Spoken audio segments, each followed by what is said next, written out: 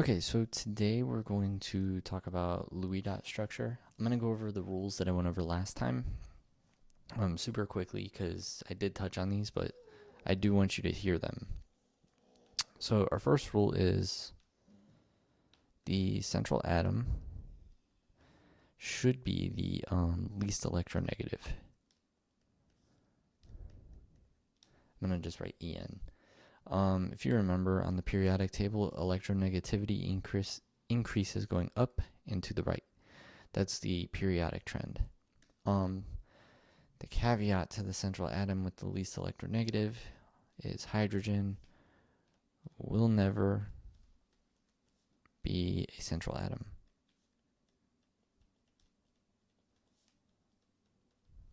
Okay, super easy. Rule 2 is actually let me talk about electronegativity again. It's the ability of an atom to attract electrons in a chemical bond towards itself. So that's pretty much all it is. It's just how much of a pull it's going to have on electrons being shared or transferred, depending on the type of bond it is. 2, we have to know the total number of valence electrons. So what that means is, say I had, for example, I'm going to use NH3. Let me actually write the correct formula. This is ammonia. So NH3, I need to know the number of valence electrons for each atom. So N is in group 5. It's got 1, 2, 3, 4, 5 electrons. Hydrogen has 1, and there's 3 of them. So you multiply that by 3. So if you count all these up, that means you have a total of 8 electrons. So when they're shared, everything's going to have a complete octet. So the Louis dot structure for this looks like this. You're simply dragging the electrons together in the form of a line. Pretty much you could think of it like this. You have 1 and 1. So they're being shared. So if you have, like, on your periodic table, you have your negative and positive ions that you're imagining. They're not really there. Those are all ground states. But if you look above the groups, when you have the charges that we wrote down to kind of help you, you can use those to find out how many electrons an element's going to gain or lose. So if you have something that's a negative, you could say it's going to add a number of electrons equal to its charge.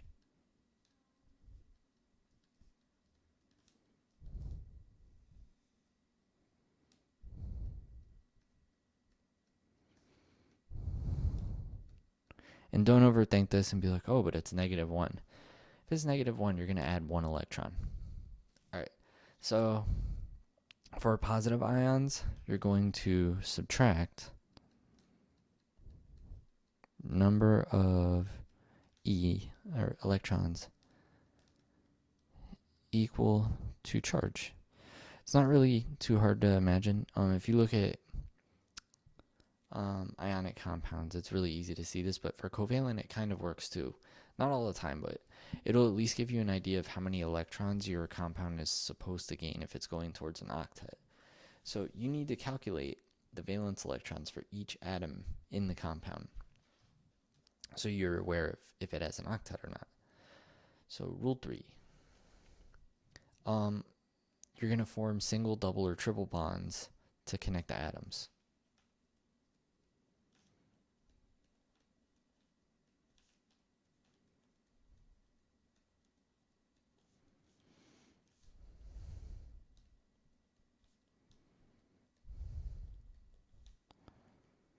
I'm going to write complete octets. I think that's more sound. All right, so I'm going to give you a few examples. We're going to go over a single, a double, and a triple bond. I'm going to use carbon-based molecules, but we're going to do ethane. So ethane is C2H6. All right, and then we're going to do ethene, and acetylene. So ethene is C2H4 and acetylene is C2H2. So knowing that we have 4 valence electrons around carbon, we can be sure that we have 6 hydrogens to connect, right? So we're going to draw those around. This is the only one I'm going to do that's super long like this. Otherwise, I'm going to just do it super quick. Sorry, I ran out of room down here. Let me... Alright, so we're just going to connect. You don't have to draw the dots. I never do this. It's just to kind of help you visualize that, yes, they are sharing electrons. So in actuality, it's going to look like this.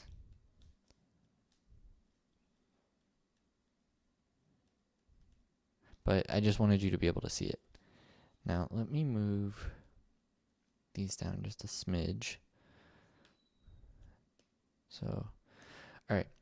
So for ethene, we know that we still have 4 valence electrons around carbon, but we need to complete the octet. We don't have 6 hydrogens this time, so we're going to have to get creative. So we have 4 hydrogens. And you can't connect all 4 to one carbon, because that doesn't make sense either, because then you're not going to connect the other one. So how this works is these connect. We're going to connect our hydrogens first. And then the leftovers, we're going to connect to the carbon. And yes, that looks really messy, so let's fix it. It's going to look like this.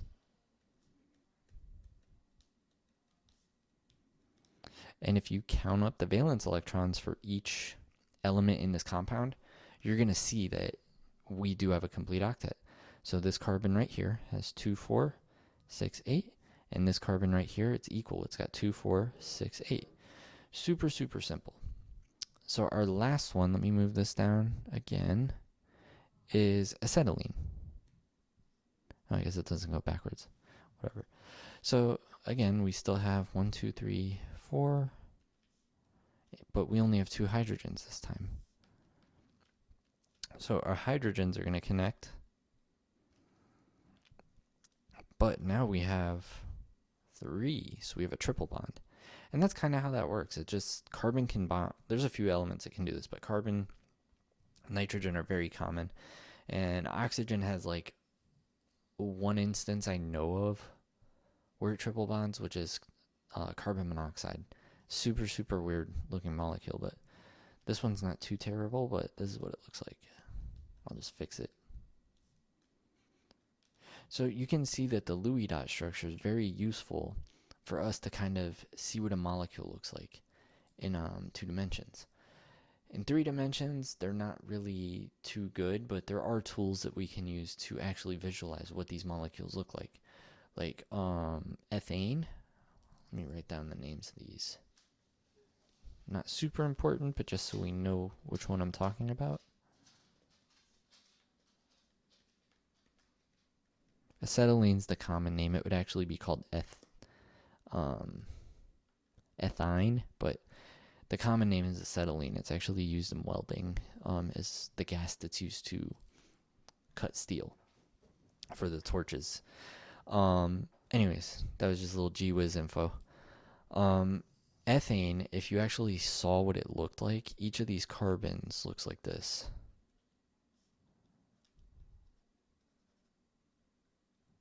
Sorry, my drawings are horrible, but it's a 3-dimensional shape. So this is a 3-dimensional molecule. The other 2, though, are as flat as a pancake, as my chemistry professor used to say. So if you were looking at them, you could see them in 2 dimensions, but for anything with, all single bonds, it's going to be 3-dimensional. Now, if you need time to copy this, just pause the video. I'm going to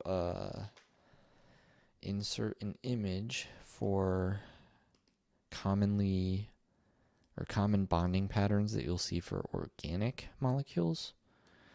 I think this will help you guys a lot. And I'll also include and don't worry, you can download these notes, and if you need the pictures, I'll upload those too. They'll be on Canvas. So even though this was technically for organic, I still think this is super helpful because it'll show you like the normal, bonding patterns for all these. If you have like, I'm gonna write, well, you could just kind of see single, double, and triple bonds, and it goes by group. So group 4, 5, 6, and 7, and hydrogen. And down here, this one goes for normal bonding patterns, again, for common organic molecules. I think seeing stuff like this will kind of help you in terms of, make a note, because this one can have 6 as an ion only, and 4, it won't have expanded bonding, but it can be NH4, but you'll see that later. Yeah, so these are just common bonding patterns you'll see for organic molecules, which a lot of the molecules we talk about won't necessarily be this, but it's a very, very important aspect of chemistry. So I did want you to be exposed to it, and it will help you when you're drawing your Louis dot structures. All right, so let's see.